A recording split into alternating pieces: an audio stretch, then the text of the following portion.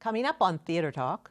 We're all reporters. Oh, and we're going to turn on you. And you're the publicist. We're all going to turn. Yeah, start interviewing you. Do you guys like us? Or do you just put up with us? Oh, Michael. Oh. Tell the truth, Adrian. Is this therapy? Theater Talk is made possible in part by the CUNY TV Foundation.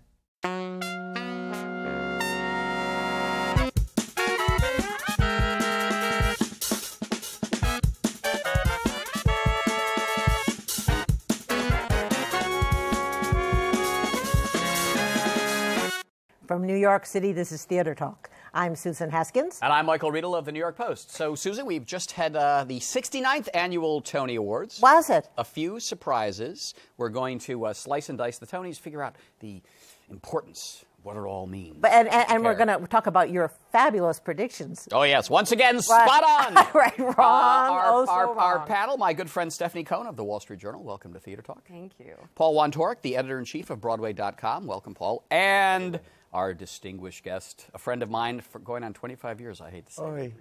A Tony Award winner himself, Adrian Bryan-Brown, one of the great, great Broadway publicists who received a Tony Award for services rendered. For excellence. Lying on the spot. Thank you. We'll start with you, Paul. So I predicted, as many people did, that An American in Paris was going to win Best Musical.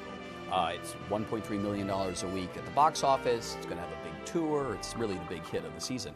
But it was toppled by Fun Home, a fine show, critically acclaimed. But, I mean, it's about a lesbian teenager and her in-the-closet father who kills himself. I mean, not exactly your typical Broadway fare. What do you think happened there? You know, if we looked at it a year ago when Fun Home was having its acclaimed run off Broadway, I think we all kind of knew it was a front runner going to Broadway. We knew that the critics loved it.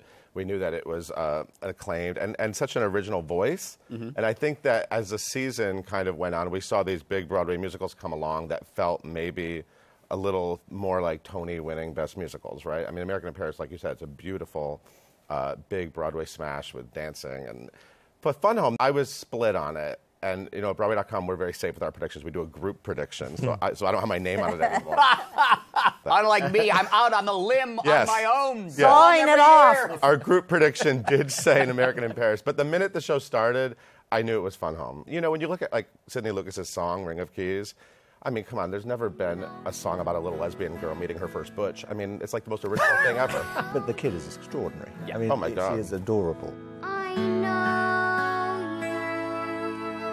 you. There'll be kids all over America doing that part now. Oh, stop. No. I just think that it was a show that had, the campaign made total sense. It knew exactly what it was from the beginning. It had the identity from the year before. Yeah. And everything just fell into place, that it was the one that was going to be blessed. Sometimes you think, Stefanie, that, you know, you feel a show like American in Paris, you hear rumblings underneath, oh, people don't really like it very much. You kind of can detect a backlash. I didn't pick that up. I mean, I think voters genuinely liked American. It's classy. But the one thing that I did hear was it's not really Broadway. It's a ballet. It's not really traditional Broadway. That was the only And thing it's I based ever on heard. a movie, and perhaps... But it was such an original adaptation. Yeah. It wasn't the traditional, you know, just make a musical out of a movie. It is not about what American in Paris wasn't. It's about what Fun Home was. Right. A stirring, moving, wonderful work. Adrian, you represented 2 musicals. Neither one was Fun Home. Yeah. Do you have a sense, you know, Something Rotten you represented in American in Paris, since this is not going to win, so we're just going to put on the best production number we can and sell as many? No, we don't. We become blinkered when you're marketing it. You have to, you take the Kool-Aid, or drink the Kool-Aid. And, you know, yes, in my mind I felt Fun Home certainly has the edge and is looking to be there. But yes, you look for ways to use the moment, to exploit the moment, so that it was great that Something Rotten had the opening number. Yeah. I mean, it positioned well. It's great that particular song was the opening number. It sort of led into what the evening could be. So I think we, as publicists, just look for those opportunities. So are you in on that process, getting at the opening number? Yeah, in the sense we harangue and we You're on the phone with Les Moonves saying, we demand Something Rotten. We go on with the Tony producers and do that. But this year was a very unusual year in that there were 3, dare I say it, very, very good shows, and a 4th that was brilliant in its own way, and so there were no real duds in there. I am a bit cynical about the business, and I been here a long time, and for A many... bit. We'll get to that in a moment. We'll get to... Hold your fire, Adrian. There was a time where I felt that the Tony Award voters were always, because Broadway was struggling for so long, always voting for the big juggernaut. Right. So it was Into the Woods, we'll give Stephen Sondheim the score and James Pine book, but we're going to give the Tony to Phantom of the Opera because we want shows like that. Now, Broadway has made $1.3 billion last year. 13 million people saw a show. Every theater is full. It's never been more robust.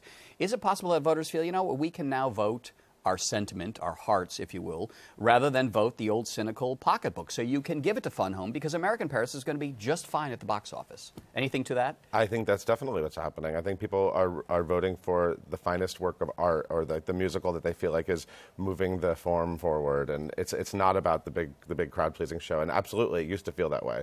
I mean, I always remember that Into the Woods Phantom year. Yeah. That felt like when I was a kid, that was like one of those big years that sort of defined that. Yeah. I love Something Rotten, by the way. I mean, that show to me, I was so entertained by that show. That to me was like the top entertainment for me. Stefanie, another surprise, at least to me, was I thought for sure Kristen Chenoweth, that indestructible musical comedy force, was going to topple poor little Kelly O'Hara for the 6th time she was up for a nominee, but Kelly pulled it off. What do you think happened there? I know everyone that I spoke to thought that Kristen Chenoweth was just... she was really energetically sort of working the program for the whole month, just being cute and fun and just wanting to win. And that the part was just so perfect for her, and that the way that they were going to kind of deal with both of them was give The King and I the Musical Revival Award and then give Kristen. Her... And a lot of people said they thought Kelly O'Hara, it's true, she's almost too perfect. You know, it's not very emotional in some ways, the way Kristen's just so, like, her whole heart is like on the stage. So... but everyone said, you know, that's the big race because they're both so great and so beloved. Do you think it was just because people felt, listen, Kristen has it before, she'll probably win again, and Kelly's never had it, so we'll go that way? Kristen's had a weird run with the Tonys. You know, she won a Tony so early in 1999 for Charlie Brown, yeah. And then, you know, she didn't get nominated for The Apple Tree. Was a very acclaimed performance, and Promises maybe less acclaimed. Quite a bit less acclaimed that one. Kristen trying to be vulnerable is not something that works very well. well. I thought she was brilliant when she got all pouty and that was good. That was so smart. Plus a special anniversary performance from the company of Jersey Boys. Very quickly, before we get into the history with Adrian, your take on the show itself. How did Kristen and Alan Cumming do as hosts? And the ratings are down. Down significantly. I heard it was the lowest ratings ever. No. 25% down. I heard it was the lowest. I think it's in sort of key demos. I think it's down like 25% and about 9% overall. Was there basketball on? Mm-hmm. Yeah. Yeah. But what did you think of the show? I had a great time. I loved Chenoweth and Cumming as co-hosts. I don't know. I like their warmth. I like their humor. I liked the get-ups. You know, sometimes, like, I can't list off any of the things Hugh Jackman or Neil Patrick Harris did as hosts, but I'm never going to forget Kristen Chenoweth in an E.T. costume. I said Fun Home. I rewatched some of it before I came here. And, she'll just throw, she'll just try the most random jokes and try to get a laugh, and she's like a vaudevillian in that way. Very much so, yeah. I understand why it makes it less mainstream, you know, to not have a big star, but it felt a little less cold this year to me. Sometimes in recent years, it's been like just a cavalcade of random Hollywood people wandering out on stage and presenting things, and it's just kind of like, what are you doing here? And this year, I didn't feel that, so I appreciated it. What did you feel about the show? You and I sat through some of it in the theater. I bailed after a while to get dinner. It seemed very kind of... What was like what was an exciting moment other than I know you were excited by the E.T. costume? The most fun thing I can remember was Kelly O'Hara doing her little jig, which was adorable. But other than that, like, no one even got played off. No one went on too long with their speeches. Like, nothing. There weren't enough cheers. I do like big emotions. Yeah, there was no. Yeah. I got a chill from the Bruce Bechdel tie. This is Bruce Bechdel's tie that his son Christian gave to me to share with all of you. That was lovely. All right, Adrian, I'm turning to you for the history. What was the very first Tony Awards you worked as a president? The first one I worked was 1985, which was the Big River one. And that was an example of a show that was, you know, we were a passionate crew, but it was not beloved. No, it wasn't. You know, the critics were kind of sniffy on it. Yeah. But I think it was a very tricky year. There were a lot of not very good shows around. And so it did a sweep. I can't remember how many it won, but it was like, it did a lot. Yeah. And there wasn't even a category that year for leading actor in a musical. It was such a poor year. Wow. Wow. You know, so Dark years. Dark years. Yeah. And so it was in the Schubert Theatre, which is like 1,600 seats. And part of the strategy of the producers who had shows nominated is in those days you could buy tickets at like $30 in the balcony. So you'd buy as many as you could, so you'd have a cheering, rooting crowd in there. Because they figured that would sort of drive the energy of the show. Right. And Alex Cohen would let that translate to the television audience. And we have to remember Alex Cohen was the legendary producer of the Tony Awards. Yeah. And were you ever around when he used to, it was before my time, but when just before they would go live, he would start rearranging the seating from the stage? Oh, yeah, no, totally. No, What was that like? He was a really hands-on presence. Yeah. In that he was in the room, he was basically shaking hands and turning away people who weren't wearing proper tuxes. And he was absolutely sort of a master of the room. And his wife, Hildy Parks, used to write the material. Right. And it was always, there was a parody Hildy script, which was to always try to contextualize things about what was happening in current affairs. So when they were doing a historical retrospective, it would always be, the kids were returning from Vietnam, and back home we were singing. Applause! You got it. And you look at some of these, there's sort of several years where you'd look at these sort of little retro things that were in each show, and it would all be something like really quite major news event. Yeah. Relating to a Broadway tune. And then remember, as it should. I want to ask you, Adrian, do you remember as a kid the first Tonys you ever watched? Oof. Were you a theater geek? Were you watching the Tony Awards? I was a movie geek. I became a theater geek, but I was a movie geek. It was probably, I do remember seeing Promises, so that would have been 66? very late 60s. I didn't grow up as someone who had to watch the Tonys. But you did, Paul, right? Oh my God, yes. I remember. I remember very specifically seeing Bernadette Peters sing from Song and Dance. That was the first number I remember, which I think might have been like 80. It was not the Big River year. It might have been like 86. No, I think it was the Big River year. It could have been the year before. And Stefanie, did you grow up watching the Tonys? I did not. I did see Phantom of the Opera though. When you were So that qualifies. But you weren't like CBS Sunday night must-watch viewing? No, but I did see Les Mis. You saw Those are the two things I did theatrically. As a kid. So I I want to get into the dynamics since we're all reporters. Oh, and we're going to turn on you. And you're the publicist. We're all going to turn. Yeah, start interviewing you. Do you guys like us? Or do you just put up with us? Oh, Michael. Tell the truth, Adrian. Is this therapy? Is this therapy? I mean, when the phone rings and it's Michael Riedel on line one, you're like, oh, Jesus Christ. It's, not now. Not just Adrian goes that way. Oh, it must be about 4 o'clock on a Tuesday. Need something for the column. Yeah. Something like that. No, but you know what I do? I have or something. He might be checking something 4 o'clock. That's the one. Oh, no, sorry, checking's the wrong word. I mean, do you really think we're all ridiculous? No, silly listen, this is a horrible cliche, but it is a big family, and it's very synergistic. And, as much as journalists are independent in that they are completely free to think and do what they want, the system works by having a synergistic relationship. We have tickets and information, and you have papers and cyber to fill. And so it becomes like a family. And so, we get really mad at each other and we do terrible things to each other. But it is ultimately a family that has to work together. I mean, my take has always been it can't be personalized. You and I have had our run-ins over shows and this and the other thing, but that's just the job. Right. And then that's over with. And next season you may have the biggest hit that we want to cheer at Broadway.com or the Wall Street Journal. Yeah, I think it would be too simplistic to think of it as antagonistic that way. Adrian, do you think it's never personalized?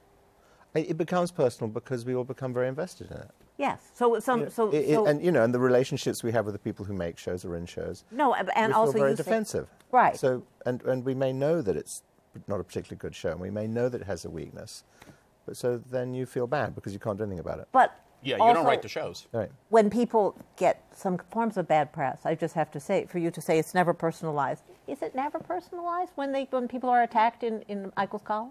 It is for the clients, but they also, that's where the hand-holding comes in, and you talk it through, and you say, look, this is, it feels personal to you because it's your name, and you're being exposed in some way. But that's part of the game. Yeah. So you have to talk them down sometimes. Yeah, you talk them down. Yeah. But, the good publicist, and Adrian's one of the best, is you have, I think, an open relationship, and you can discuss things. And a good publicist, I find, never lies. If you have the story and it's true, a good publicist doesn't just deny it outright. No, they don't. Well, no, Really? But that's never been your company. We stall and evade. You don't answer. Isn't that true? Do you find, Paul, that a lot of them just outright lie to you? Or twist the truth, or Twisting the truth, I understand, because that's part of the job. But and part of our skill has to be to figure that out, right? yeah, exactly. We have to untwist the pretzel. It's always about asking a very specific, pointed question. If you ask a publicist a very general question, you're going to get burned because they're just going to give you a general. They're going to. So you kind of have to know the answer before you start. Right. Yeah, exactly. You have to know what. You wonder where you want to get to. Yeah. But you know Michael's going to come after you if you don't answer at all. No. If somebody has no comment, you've given them the chance to respond. Right. A no comment doesn't mean you're not going to run the story. It means the story is going to appear. We're giving you a chance to respond. I find it's better for the person to respond because A, it takes up space, physical space. Right. That's saying something. True, yeah. And B, in many instances where you're out to kill somebody, when you have a kind of a fun conversation with As them, one does. Exactly. They can turn it around. Yeah, they can make the story. They can totally defang the story. But when you become defensive, then it just revs up the journalist more. But when you sort of calm them down, then you can help steer it a little bit more. But there are other techniques. I mean, quite often you can be in a situation where, for contractual reasons or legal reasons, you can't respond. Mm-hmm. Yeah, yeah. And of course, and then the other sort of low-handed technique is to give the story to someone else. But if you have a relationship with the journalist and say contractually, I can't. I mean, being transparent is always but there's a degree of transparency. Oh, why can't you tell me? Why is there a legal problem? Why is there? Yeah. You can't do that. What was in your career, Adrian, the biggest scandal you've had to deal with? I don't know. I mean, because Sunset Boulevard with the inflated grosses. But because part of it is if you retained all that stuff, you couldn't get up in the morning.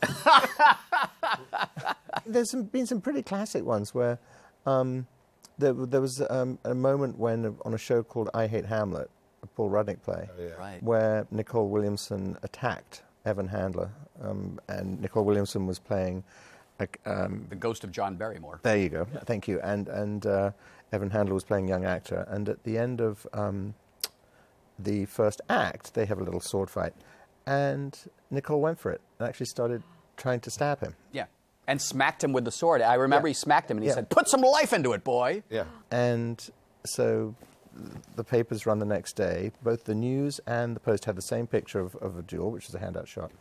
And I think the Post headline was, "I hit Hamlet." Yep. And so at the time, I was actually getting married the day it happened. So I get this call from my office going, "I really look sorry, you know." And so, you know, and there's kind of nothing you can do because once those covers run, it becomes kind of a global thing because it's so funny and great and sad for Evan. And that was just about not letting anyone talk to anyone. Right. Telling Nicole just shut up, telling Evan to shut up, and just writing it out. Right. And of course, it wasn't a very good show, wasn't a very well received show, and it closed shortly afterwards. Yeah. And I always use that as an example too of how publicity, any publicity is not good publicity. Right. Yeah. You know, because ultimately it doesn't drive people to buy a ticket. I was going to say bad publicity can raise curiosity, like say in a Spider-Man situation. Right. But no, it just didn't do it. It doesn't drive the ticket. Yeah. Before we wrap it up, since Stefanie and I are old media, the old newspapers. Paul is new media. What is your feeling now of how you get information out about a show? I mean, when we started, you announced in the New York Times. You took the big ad out, you had the Friday column, you made an announcement, and that pretty much did a lot of the work for selling. Right. You have to be everywhere now. You had to be everywhere, but I think you also have so many different ways to do it depending on what the information is. If it is, as say a show is announcing closing, that can be a series of phone calls. Right. Or it can be a posting on Facebook. I mean, there are so many ways to do it now. Where would you go to, let's say, a Broadway.com with a story as opposed to a story with somebody like me or someone like Stefanie? No, most people will still be a phone call or an email. Right. But you would say this is for Broadway, this is Oh, yeah, for no, Broadway.com, this is a better absolutely. place to be with this information. Yeah, no, and it would depend on the nature of the story because online you have the capability of interactivity, and so a story for Broadway.com could be accompanied by a video or something that in a way that just an AP break wouldn't. Right. You're putting it on the Associated Press. Right. It's very confusing for everyone right now because we all. You see photo opportunities, and we're all taking pictures too and posting them on social. So it's kind of, I don't know how much it's undermining, but we're all spreading the information in a different way, I think. Yeah. Right? I mean, the trick for you, I guess, at Broadway.com, which I think you've done quite well, is you dress the information up with all the extra bells and whistles now, with the videos and podcasting or all the kinds of stuff you have going on the website. We don't podcast. That's one of those words. That's what the blogs, podcasts, one of those words people love to say. Yeah. Look, we try to cheerlead every show on Broadway, but to do it in a really interesting way. We're really proud of our video content. We're proud of our news coverage. We're proud of our features, but our photos. We do a lot of different things. But it's funny when you talk about the changeover. Like I remember at the very beginning, we launched in 2000. The first 4 or 5. I don't remember when the Friday column actually went away. I would guess 2004, I don't know, a few years in. But I remember we were breaking news, we were finding out news, and all the publicists were so trained at that point, like, no, it's in the Friday column. It's got to be in the Times. And we were like, well, it's Wednesday morning. We know it. So what do we do about this? And it was such an interesting time because the publicists had to kind of learn to like, and it was like, well, you're going to screw up our whole announcement if it's interesting. And then the Times took a long time to even get to the point of like, we're going to write news all the time about, you know what I mean? That was actually like a huge leap. We'd been doing it for so many years before that. So it's definitely, I mean, that was many years ago, but it's still sometimes still feels kind of clumsy, and producers and publicists are still sort of learning. Yeah. I mean, I think they've learned a lot in the last couple of years about new media. I mean, a scoop. Who has a scoop anymore? You have a scoop, it lasts 30 seconds, and then it's everywhere else. I mean, I still, believe it or not, do try to check stuff, but a lot of stuff now gets out there without, in the old days, I would call you, we'd have a conversation, confirm the details, this, that, and the other thing. Now you're under pressure to put it out as soon as you can. Check it later. Yeah. Well, and also something I'm noticing on people who report on Twitter a lot is they'll say, breaking news, so-and-so left such and such a show. You click on the story and they say, story in development. It's like... Yeah, that's the thing, to get it up right away. To get it up right away. Before you write the story, you tweet it and get it out there. So that you own the first and the exclusive on it. For 30 seconds. There's a big value to it, to getting it up. We prep a lot. If you saw the archive of news stories that we have written, of things that haven't been announced yet, or closings that haven't happened yet, and I mean, we have so many things ready to go. The Visit announced today they were closing. Right. And that we all knew that was... I had mine written. Got shocked by this. Mine was written this morning. And, mine will be in my column next week. I mean, right. No one's surprised by that. So having these things ready and knowing about things, and and we have some like casting things too that we know they are in development, and so you have to stay on top of it. All right, Stefanie Cohen from the Wall Street Journal, Paul Wontorek from Broadway.com, and Adrian Bryan-Brown, Distinguished Service Tony Award winner. For excellence. For excellence. Thanks for being our guest on Theater Talk. Thank you. And now, Andrew for Theater Talk on the red carpet of the 2015 Tony Awards. This year's awards are all about puppets versus puppies and the British invasion of Broadway. Let's find out who wins on the red carpet. There's a lot of Brits on Broadway this season. Are you afraid that they're taking away American jobs? The British are coming, No, I'm kidding. No, we're so happy to have them. I think they're angry that we won the revolution, and they're trying to get back at us by infiltrating Broadway. As long as they give us jobs over there, I'm happy to have them here. Their accents are so charming. Can you do an English accent? Oh, not really. I could f***ing try, though, right? How do you feel about taking away American jobs? I feel great about it. The more American jobs I can take away, the better. I'm here to ruin America's economy. No, because I'm going to go right over there and take one of their jobs. Thank you very much. You should play the Queen. Absolutely not. They can't make margaritas to save their lives, okay? Like, let Helen make you one. That's all I'm going to say, okay? Sweet lady, not a mixologist. Broadway and musical theater was created here. So no, I'm not worried about that at all. Puppy dogs or puppets? Both. Why must we choose? Which one's more difficult to work with? Both. One has a mind of its own, and one, if you have a person like me, has a mind of its own. You know, the puppies, they do that thing. It's so amazing where basically they smear themselves with peanut butter or something, and then the puppy does what you want. I don't think that helps with the puppets. Puppies.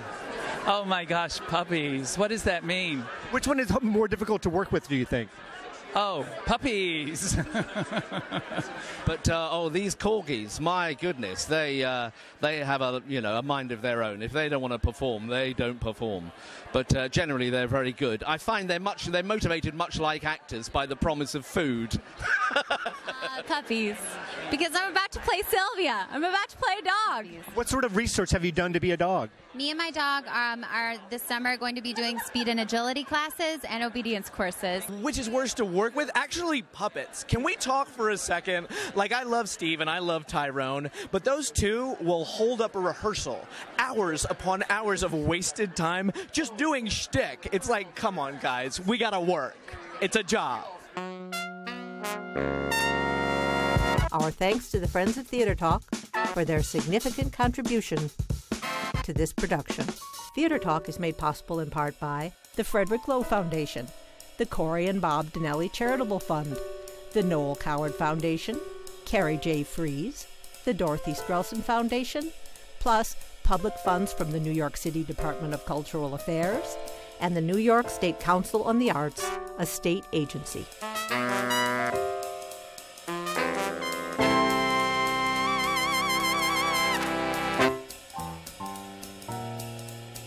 We welcome your questions or comments for Theater Talk. Thank you and good night.